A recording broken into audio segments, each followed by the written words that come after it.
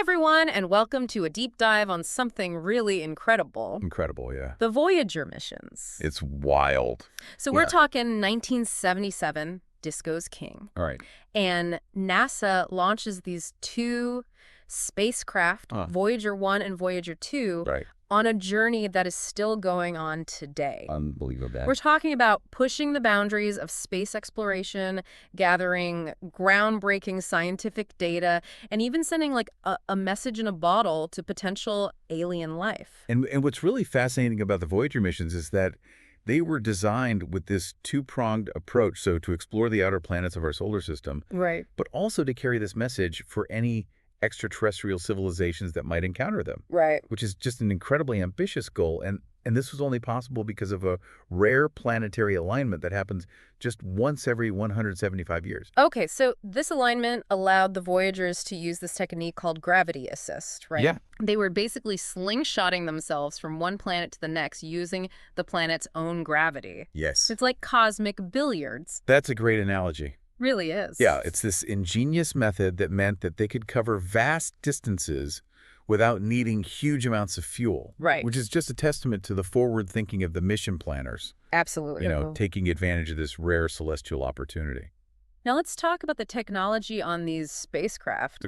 Built in the 70s. Yeah. You might think they'd be packed with the most advanced tech of the time. You'd think. But here's the thing. They're not. No, they're not. At all. The Voyagers are really a study in durable, efficient engineering. Not really cutting-edge technology. Interesting. Yeah.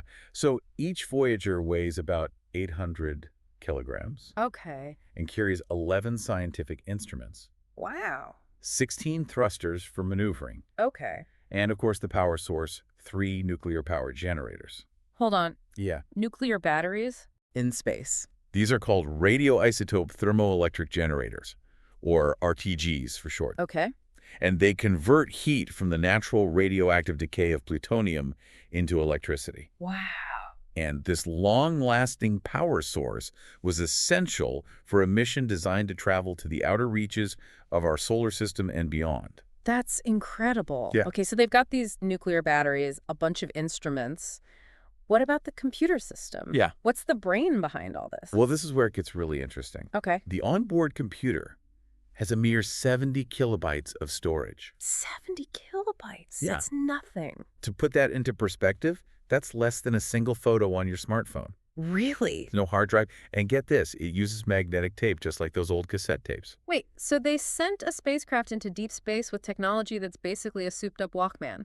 Pretty much. It's both mind-blowing and kind of terrifying, you know? It is amazing. And what if the tape gets tangled? Yeah. Well, it really makes you appreciate the ingenuity of the engineers who designed and built these spacecraft. Right. They had to overcome incredible limitations and find creative solutions to make everything work with the technology available at the time. And here's the thing. It's still working. I know. Decades later. It's unbelievable. This retro tech is out there in the depths of space, sending back valuable data. Talk about durability. Incredible. Meanwhile, my phone needs a software update every other week. Right. It really makes you think about our approach to technology, doesn't it? Absolutely. We're constantly chasing the latest and greatest gadgets that become obsolete in a blink of an eye. Yeah. The Voyagers are a testament to the power of simplicity and durability. Right. And perhaps there's a lesson there for us. For sure. Yeah. Okay, so we've got these two spacecraft built with surprisingly simple tech powered by nuclear batteries slingshotting themselves around the solar system. Right. But let's get to the heart of the mission, the encounters with the planets. Voyager 1 focused on Jupiter and Saturn with a special side trip to Saturn's mysterious moon, Titan. Titan was, and still is, a source of immense fascination for scientists. Yeah. Before the Voyager missions, we could only observe it from Earth. Right. And all we saw was this hazy atmosphere that obscured its surface. Like a big blur. Yeah, just sparked all sorts of speculation about what might be hiding beneath those clouds. Oh, yeah. Including the possibility of life. Wow. So Voyager 1 provided our first close-up look at Titan. Oh. And it confirmed the presence of that thick atmosphere, Mm-hmm. composed primarily of nitrogen and methane, which are the building blocks of some very complex organic molecules. So are we talking about little green men on Titan? Well, not quite. Okay. But the conditions on Titan are intriguing, to say the least. Yeah. It has a dense atmosphere, Okay. lakes and rivers of liquid methane, Wow. and a complex organic chemistry. Interesting. So it's a place that could potentially harbor life. Right. Albeit life very different from what we know on Earth. Okay, that's pretty mind-blowing. Yeah. And what about Jupiter? Oh, Jupiter. I've seen pictures of the Great Red Spot. Oh, yeah. That giant storm, bigger than 3 Earths combined. I know, it's massive. It's hard to even imagine something like that actually existing. Yeah, the Great Red Spot is just this powerful reminder of the sheer scale and power of nature. For sure. And Voyager 1 gave us our first detailed views of this centuries-old storm. Cool. Revealing its swirling clouds, its complex structures, and its immense size. It really captured the public's imagination. And the Voyagers didn't just snap a few tourist photos, right? No. They were gathering a ton of scientific data. Absolutely. What were some of the key discoveries from this planetary encounter? Well, the Voyagers completely revolutionized our understanding of the gas giants. Oh, wow. For instance, we learned that Jupiter's atmospheric bands are incredibly diverse, Okay. each rotating at different speeds based on latitude. So each stripe on Jupiter is like its own little weather system. Yeah, it's like a giant swirling tapestry of clouds constantly in motion. That's wild. Yeah. And what about the other gas giants? Whoa. Didn't Voyager 2 go on to visit Uranus and Neptune? Yes. Voyager 2 had an incredible journey visiting all 4 gas giants. Wow. And it gave us our first close-up views of Uranus and Neptune, Okay. revealing their stunning blue hues. Uh-huh. A blue so intense it almost seemed to glow. Really? It's fascinating to think that these planets were named after Roman gods Right. of the sky and the sea, Uh-huh. long before we even knew their colors. It's like they were named for their destiny, right? I like that. Okay, so we've covered the planets, but there's another aspect of the Voyager missions that I'm particularly fascinated by. What's that? The golden records. Oh, yeah. They're like a message in a bottle hurtling through space, right? Exactly. Yeah. Each Voyager carries a gold-plated copper record. Okay. And on it is a collection of sounds, music, and images from Earth. Cool. It's intended as a message to any extraterrestrial civilization that might find it. Right. A snapshot of life on our planet. Wow. A time capsule of human culture and scientific knowledge, carefully curated to represent the diversity and richness of life on Earth. Okay, but how do you even explain to an alien how to play a record?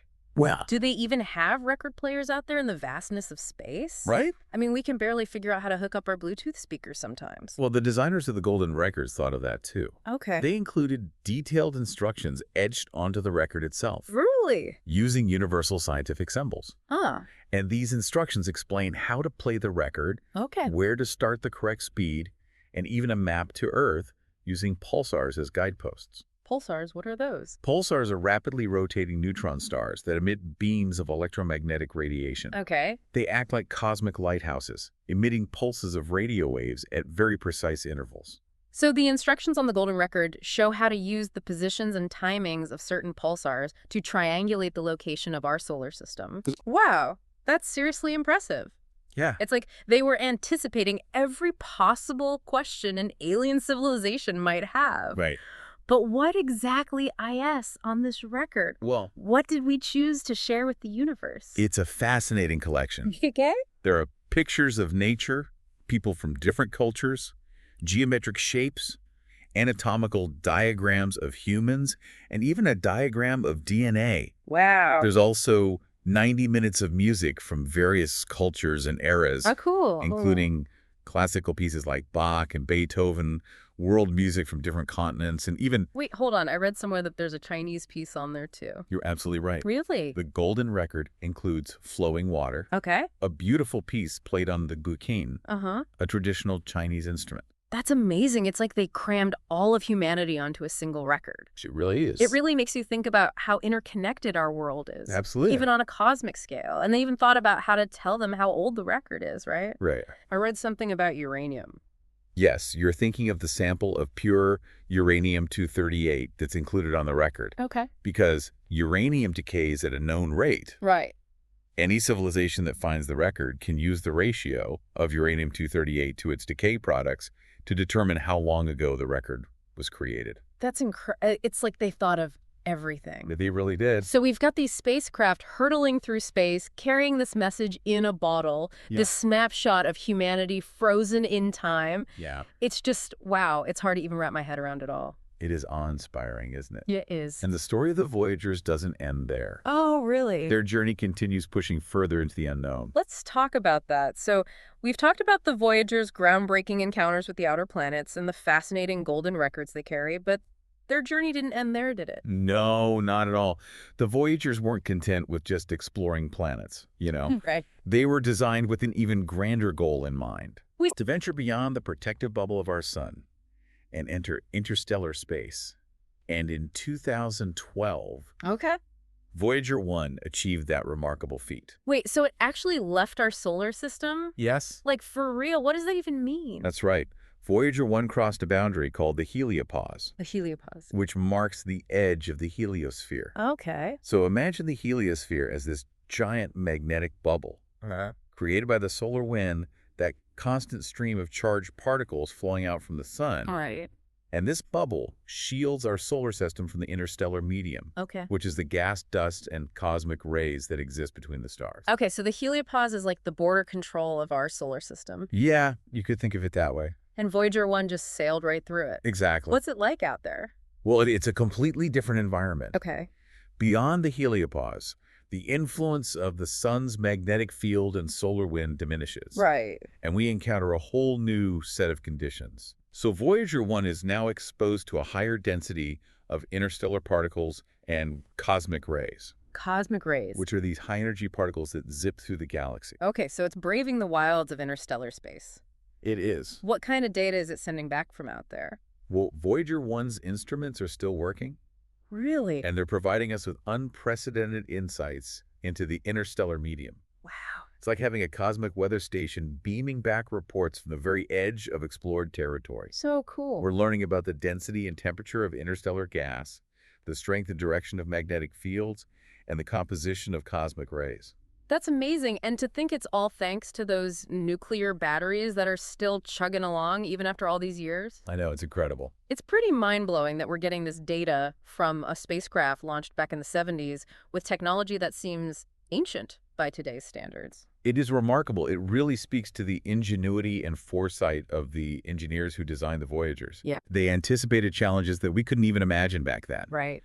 And built a spacecraft that continues to operate far beyond its original mission parameters. Okay, but I have to ask. Voyager 1 is out there in interstellar space, hurtling along at incredible speeds. What happens if it bumps into something? Right. Or someone? Like, what are the chances it might encounter alien life? Well, it's a vast universe, and the chances of Voyager 1 actually colliding with another object, especially a planet or a spacecraft, are incredibly slim. Right. Space is mostly empty space, after all. But it's not impossible, right? I mean, what if it does encounter an alien civilization? What would they make of this strange object from another world? That's a question that sparks the imagination. It does. If an alien civilization were to find Voyager 1, they would encounter the golden record, our message, in a bottle. Right. And that record, with its sounds and images of Earth, would be their first introduction to humanity. And we put our best foot forward, right? Showcasing all the good stuff about humanity, art, music, science. But also the not-so-good stuff. Oh, yeah. Like wars and pollution. It's a mixed bag, for sure. Yeah, it's a snapshot of who we are, warts and all. That's true. And it's up to any potential alien civilization to interpret that snapshot. Right. To piece together the story of humanity from the fragments we've provided. It's a lot of responsibility for a little spacecraft to carry. It is. So where is Voyager 1 headed now? What's its final destination? Well, Voyager 1 is continuing its journey through interstellar space. Okay. Traveling at a speed of about 17 kilometers per second. 17 kilometers a second, that's fast. To put that into perspective, that's fast enough to travel around the Earth's equator in just under 45 minutes. Whoa, so even at that speed, it's going to take a while to get anywhere, right? Oh, absolutely. Interstellar distances are vast. Yeah. In about 40,000 years, Voyager 1 is projected to pass within a few light years of another star system. Another star system. Wow. Now, whether there are planets around that star and whether those planets harbor life, those are questions we can't answer yet. But it's exciting to think about the possibilities, right? Like, maybe Voyager 1 will be the first emissary of humanity carrying our message to a distant world. It's possible. It's almost like a relay race, passing the baton of exploration to future generations or maybe even other civilizations. And even if it doesn't encounter another civilization, Voyager 1's journey is far from over. Oh, wow. It will continue to drift through interstellar space for millions, perhaps billions of years, Really? potentially outliving humanity itself. That's incredible. Imagine a silent ambassador carrying the legacy of our species long after we're gone. It's both awe-inspiring and a little bit melancholy, isn't it? This tiny spacecraft, a product of human ingenuity and ambition sailing through the cosmos, a testament to our existence long after we may have faded from memory. It does make one ponder the fleeting nature of civilizations, doesn't it? It does. We often think of advanced technology as the hallmark of progress. Right. But the Voyagers demonstrate that durability and simplicity can have a profound impact on longevity. I see what you mean. Think about it. These spacecraft built with 1970s technology are still functioning while our smartphones become obsolete every few years. It's true, and the fact that the Voyagers are still out there sending back data after all this time, it gives me a sense of hope. You know, like maybe, just maybe, humanity can create something that lasts, something that endures beyond our own fleeting existence. Perhaps the Voyagers are a reminder that our legacy is not just about what we build, but about the knowledge we acquire, the stories we tell, and the connections we make. Right. And those connections, like the signals from Voyager, one can reach across vast distances in time. Speaking of stories, that brings us back to those golden records. Yes. They're more than just a collection of sounds and images. They're a statement about who we are, what we value, and our desire to connect with something beyond ourselves. What kind of legacy do you think they represent? It's mind-boggling to think about those golden records floating out there. What do you think an alien civilization would make of them? Would they get us our music, our art, our attempts to explain ourselves? It really makes you wonder, doesn't it? It does. Would they understand the emotional nuances of our music? Right.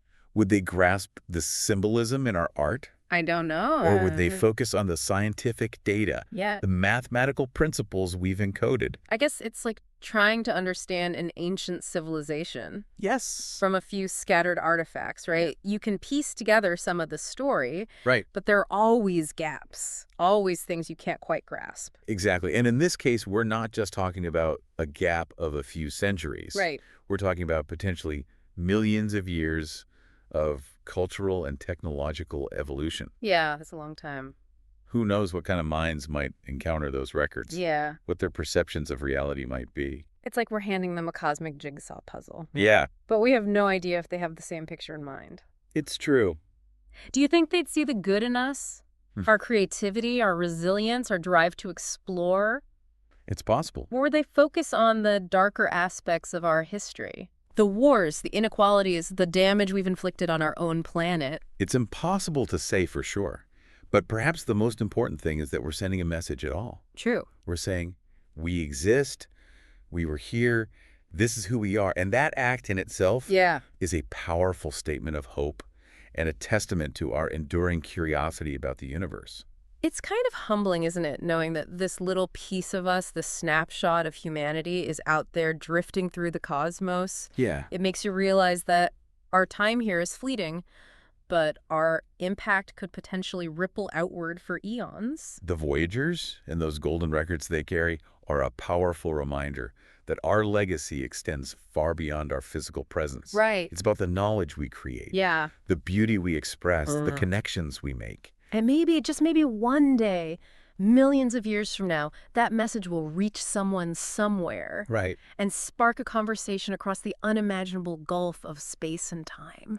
That would be amazing. What a legacy that would be. It's certainly a thought-provoking notion, and one that speaks to the enduring power of exploration. Right. The drive to reach out beyond ourselves and connect with something larger than ourselves. The Voyagers embody that spirit. Thank you. That yearning to understand our place in the vast tapestry of the cosmos. So as we wrap up our deep dive into the Voyager missions, what's the one thing you hope our listeners take away from this? What's the big so what here? I think the Voyagers offer us a profound perspective shift. Okay. They remind us that our pale blue dot, as Carl Sagan called it, Right. is just one small part of a much grander, more mysterious universe. It is. And they demonstrate the power of human ingenuity. Yes. The ability to create something that endures, that transcends our own limited lifespan. It's a beautiful thought. So, listener, as you go about your day, take a moment to look up at the stars and remember those two little spacecraft Voyager 1 and 2 out there on their epic journey. They're a testament to our curiosity, our ambition, and our enduring desire to explore the unknown. And who knows, maybe someday we'll hear back from someone out there inspired by the message we sent on those little golden records. And that, my friend, would be the ultimate cosmic connection. Thanks for joining us on this deep dive. Until next time, keep looking up and keep exploring.